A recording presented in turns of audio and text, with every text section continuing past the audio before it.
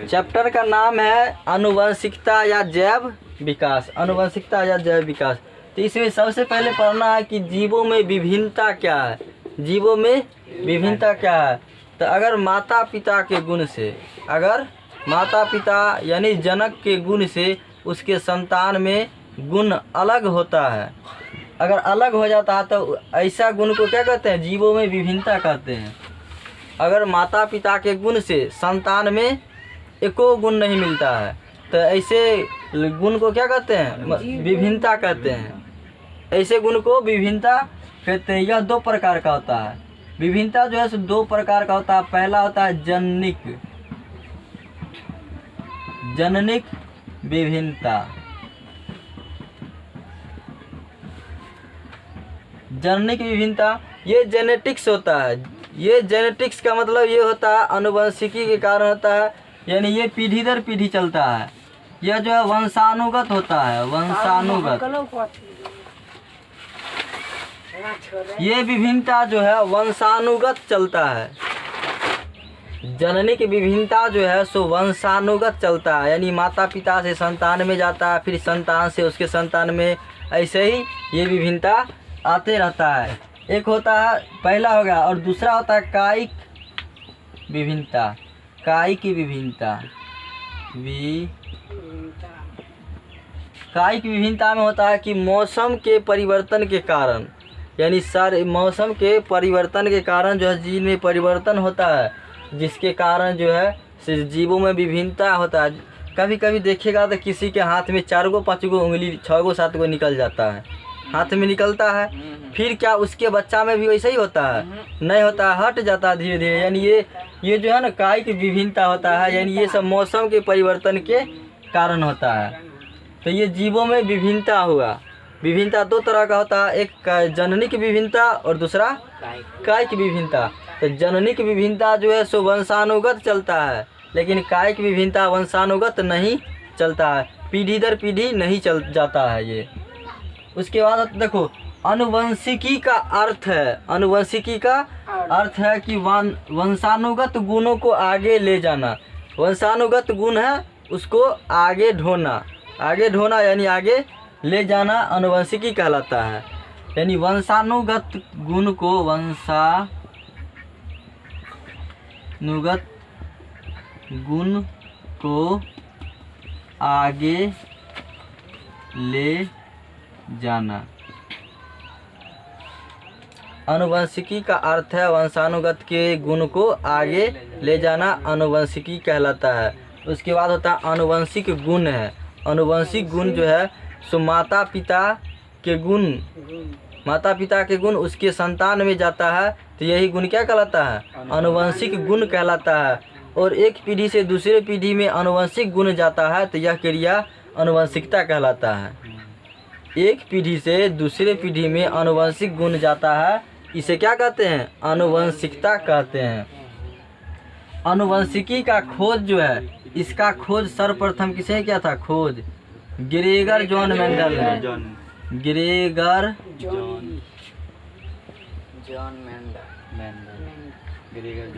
Gregor John Mendel ने किया था। इसीलिए आनुवंशिकी का पिता ग्रेगर जॉन मेंडल को ही कहा जाता है। आनुवंशिकी का पिता ग्रेगर जॉन मेंडल को कहता है। देखो आनुवंशिकी के कारण ना, आनुवंशिकी जो है, आनुवंशिक दो तरह से होता है, एक जीन पर रूप और एक लक्षण पर रूप होता है। जीन पर रूप जो है जीनी संरचना के कारण होता है। जीन पर रूप जीनी संरचना के कारण होता है, जीन के कारण होता है। और लक्षण पर रूप जो है, देखो इसमें क्या होता है, आनुवंशिक गुण लक्षण जो है स्पष्ट दिखाई देता है, स्पष्ट दिखाई देता है कि ये टेढ़ टार अलग टाइप का है, लेकिन इसमें उतना अच्छा से नहीं दिखाई देता है। ये हो गया जीनी संरचना। जैसे कि लंबाई है, शरीर में क्या होता है, लंबाई यार बढ़ता है, लंबाई शारीरिक गांठ होता है, त्वचा है, स्किन है। स्किन सबका एक जैसा रहता है, नहीं रहता, किसी का नरम रहता है तो किसी का एकदम पूरा टाइट रहता है, पूरा टाइट। ये सब किसके कारण होता है, ये सब जीनी संरचना यानी जीन पर रूप के कारण होता है, जीन पर रूप के कारण होता है। यहाँ तक समझ में आ गया होगा। उसके बाद ग्रेगर जॉन मेंडल ने प्रयोग किए, क्या किए, प्रयोग किए। आनुवंशिकता है ना, इसके आनुवंशिकी गुण को खोज करने के लिए, आनुवंशिक गुण है, इसको खोज करने के लिए ग्रेगर जॉन मेंडल ने प्रयोग किए थे।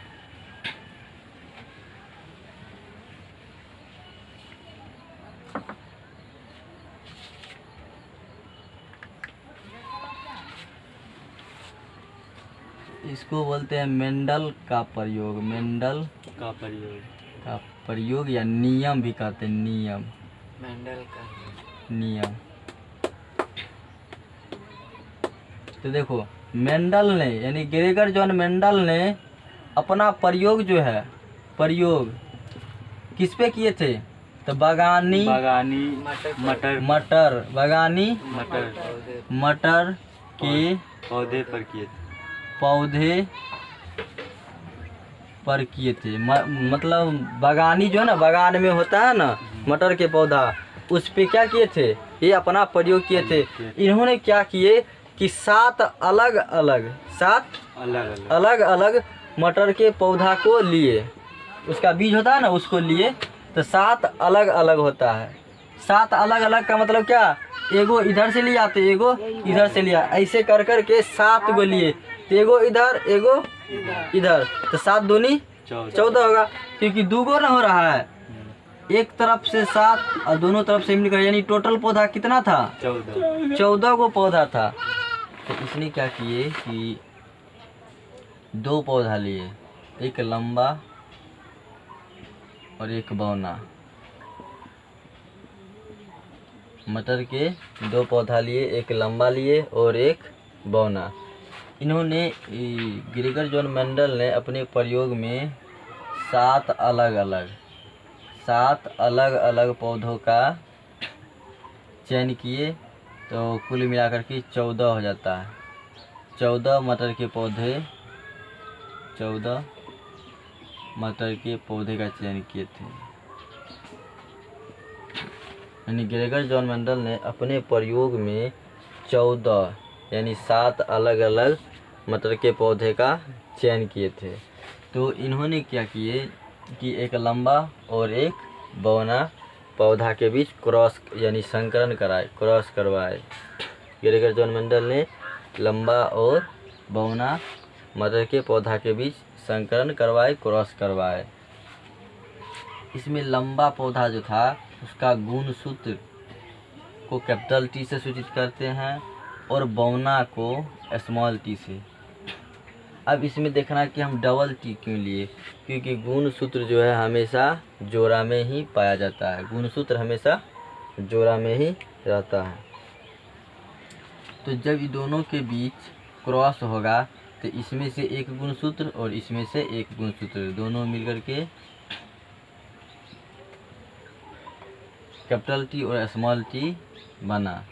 यह क्रिया संकरण है, संकरण यानी संकरण कराने के बाद स्मॉल टी और कैपिटल टी ये पौधा बना।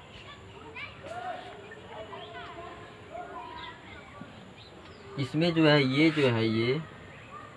ये प्रभावी गुण है, ये प्रभावी गुण है और ये अप्रभावी है, अप्रभावी है। ये प्रभावी और अप्रभावी क्यों कहेंगे? क्योंकि इसमें जो है सो लंबा और बौना दोनों के बीच जब क्रॉस होता है तो बौना नहीं होकर के वो जो संतान है यानी अगला नस्ल जो है वो हल्का से लंबा होता है, यानी लंबाई का गुण उसमें ज़्यादा आ जाता है, इसलिए उसको प्रभावी गुण कहते हैं और इसको अप्रभावी गुण कहते हैं, क्योंकि ये अपना प्रभाव नहीं दिखा पाया, इसलिए ये अप्रभावी हो गया।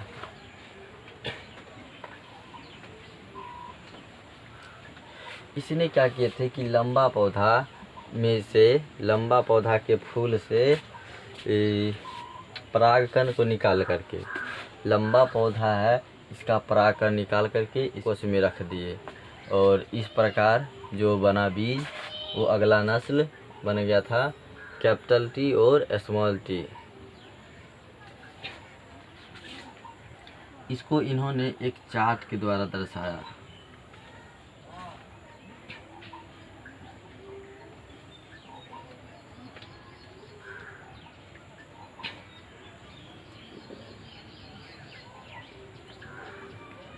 इसमें कैपिटल टी और स्मॉल टी, फिर इधर कैपिटल टी और स्मॉल टी। तो इन्होंने कहा कि जब ये कैपिटल टी और कैपिटल टी मिलेगा तो ये शुद्ध लंबा हो जाएगा, शुद्ध लंबा। ग्रेगर जॉन मेंडल ने कहा कि अगर लंबा पौधा और बौना पौधा के बीच क्रॉस करा जाए तो इसमें 4 तरह का संभावना उत्पन्न होती है। इसमें 4 तरह का संभावना उत्पन्न होती है। इसमें क्या होगा कि या तो शुद्ध लंबा होगा, नहीं तो शुद्ध बौना होगा, या फिर मीडियम में रहेगा, दोनों, न ज़्यादा लंबा और ना ही ज़्यादा छोटा, यानी अशुद्ध लंबा रहेगा। तो यहाँ कैपिटल टी और कैपिटल टी के बीच क्रॉस हुआ तो शुद्ध लंबा बना, और यहाँ इसे मिला ये अशुद्ध लंबा, अशुद्ध लंबा, ये अशुद्ध लंबा है। फिर जब स्मॉल टी और कैपिटल टी मिला तो ये भी क्या हो गया, अशुद्ध लंबा हो गया। लेकिन जब स्मॉल टी तो ये शुद्ध बौना हो गया, शुद्ध बौना हो गया। इन्होंने ग्राफ के द्वारा ये दर्शा दिए थे। इस प्रकार इन्होंने बताया कि फिजिकली जो देखने में एक जैसा है उसका रेशियो कैसा है। तो फिजिकली देखने में जो एक जैसा है उसे जीनोटाइप कहते हैं, जीनो।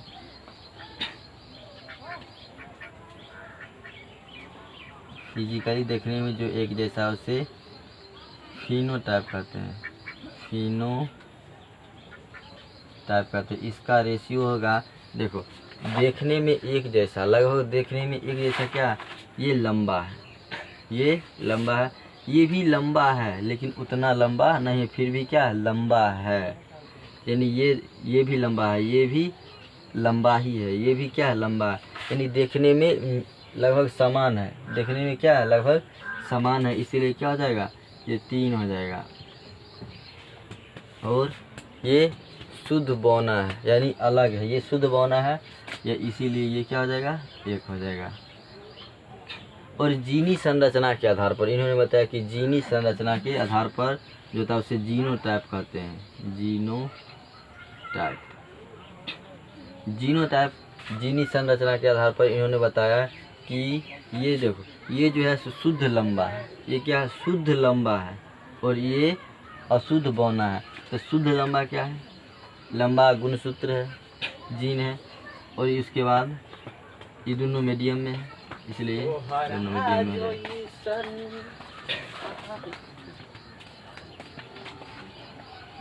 और इसके बाद क्या है, ये शुद्ध बौना है, शुद्ध बौना भी 1 है।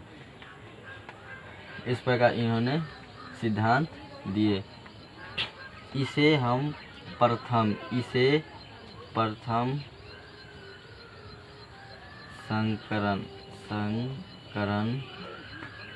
नियम, इसे प्रथम संकरण नियम या पृथक्करण नियम, इन्होंने ये सिद्धांत दिए। इसे हम प्रथम संकरण नियम या पृथक्करण नियम कहते हैं।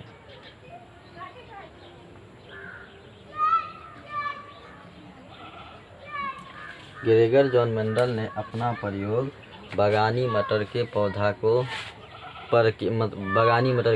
पर किए हैं। ग्रेगर जॉन मेंडल ने अपना प्रयोग बागानी मटर के पौधा पर किए। इन्होंने क्या किए कि 7 अलग अलग पौधा को लिए थे, 7 अलग अलग पौधा को लिए, यानी 7 अलग अलग लिए, यानी 7 दूनी 14 हो गया, 14 को पौधा लिए थे। तो इन्होंने क्या किए कि एक लंबा पौधा और बौना पौधा के बीच क्रॉस करवाए, संकरण करवाए। तो इन्होंने जब संकरण हुआ ना, तब इन्होंने बताया कि जब दोनों के बीच संकरण होगा तो इस प्रकार 4 प्रकार का संभावना उत्पन्न होगा। जब दोनों के बीच क्रॉस होगा तो 4 प्रकार का संकरण मतलब 4 प्रकार की संभावना उत्पन्न होगी। उसमें जो होगा या तो शुद्ध लंबा होगा, नहीं तो अशुद्ध लंबा होगा, या शुद्ध बौना हो जाएगा। तो इस प्रकार इन्होंने एक चार्ट के द्वारा दर्शाए कि दोनों के बीच जब क्रॉस होगा तो शुद्ध लंबा, अशुद्ध लंबा और शुद्ध बौना होगा। तो फिजिकली देखने में जो एक जैसा फिजिकली देखने में एक जैसा, हल्का छोटा बड़ा है लेकिन देखने में एक जैसा, इसीलिए इसको फिनोटाइप इसको हिंदी में लक्षण प्ररूप कहते हैं। लक्षण प्ररूप हिंदी में लक्षण प्ररूप कहते हैं। इसका रेशियो जो है 3:1 होता है। और जीनोटाइप को जीन प्ररूप कहते हैं। जीन प्ररूप कहते हैं। इसका जो है रेशियो होता है 1:2:1 होता है। इस नियम को मेंडल का प्रथम संकरण नियम कहा जाता है। इस नियम को मेंडल का प्रथम संकरण नियम कहा जाता है या पृथक्करण नियम भी कहा जाता है। इसके बाद है द्विसंकरण नियम। तो ये अगला क्लास में बताएंगे। देखना, तो ग्रेगर जॉन मेंडल ने गैमेट शुद्धता का सिद्धांत दिए हैं। यानी गैमेट यानी युग्मक शुद्धता का सिद्धांत ग्रेगर जॉन मेंडल ने दिया। गैमेट का मतलब क्या? मेल का स्पर्म और फीमेल का ओवम। मेल का स्पर्म और फीमेल का ओवम, ये दोनों युग्मक है यानी गैमेट है। इसको हम मेल गैमेट बोलते हैं और इसको फीमेल गैमेट बोलते हैं। और दोनों में अलग अलग एंजाइम पाया जाता है और इसीलिए यही अलग अलग एंजाइम पाया जाता है। यही शुद्धता का सिद्धांत ग्रेगर जॉन मेंडल ने दिए। आधुनिक आनुवंशिकता यानी आधुनिक जेनेटिक्स का सिद्धांत टी.एच. मार्गन ने दिया था। इसका पूरा नाम होता है Thomas Hunt Morgan. TH. Morgan का पूरा नाम होता है थॉमस हंट मार्गन। इन्होंने आधुनिक जेनेटिक्स का सिद्धांत दिया है। कृत्रिम जीन का संश्लेषण हरिगोविंद खुराना ने किए हैं। इन्होंने प्रयोगशाला में जीन का संश्लेषण किए, यानी प्रयोगशाला में जीन का निर्माण कर दिए थे। किसने? तो हरिगोविंद खुराना ने। इसके बाद है जेनेटिक्स शब्द सबसे पहले किसने दिया? जेनेटिक्स शब्द सबसे पहले डब्ल्यू वाटसन ने दिया है। जेनेटिक्स शब्द सबसे पहले डब्ल्यू वाटसन ने दिया। उसका जीन शब्द जोहानसन ने दिया है। जीन से जोहानसन याद रहेगा। जीन जोहानसन यानी जीन शब्द किसने दिया? तो जोहानसन ने दिया। उसका बाद हार्मोन शब्द किसने दिया? सबसे पहले हार्मोन शब्द किसने दिया है? तो बेलियस स्टार्लिंग ने दिया था। हार्मोन शब्द बेलियस स्टार्लिंग। इसके बाद है एक जीन एक एंजाइम है। ये बात किसने कहा? तो विडल टैटम ने कहा। कि एक जीन एक एंजाइम है। अब क्या होता है कि लक्षण जो है लक्षण माता पिता से लेकर के उसके संतान तक जाता है। तो कैसे जाता है? तो उसको डीएनए यही ढोने का काम करता है। यानी लक्षण को पीढ़ी दर पीढ़ी ढोने का काम कौन करता है? डीएनए करता है।